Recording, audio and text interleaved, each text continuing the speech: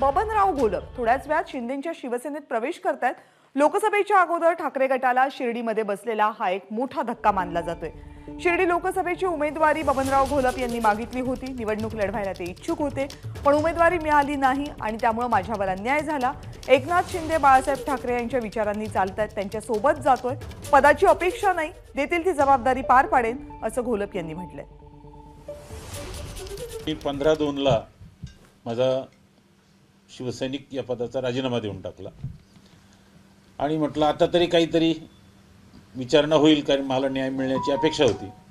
आज 2 महिने होत आले राजीनामा देऊन, मला कोणी विचारलं नाही का काय तुमची भूमिका असणार आहे, काय करायचं, आणि त्यामुळे मला उद्धव ठाकरेंच्या शिवसेनेला माझी गरज नाही असं गृहीत धरून शिंदेच्या शिवसेनेमध्ये प्रवेश घ्यायचा निर्णय घेतला। एबीपी माझा, उघडा डोळे बघा नीट।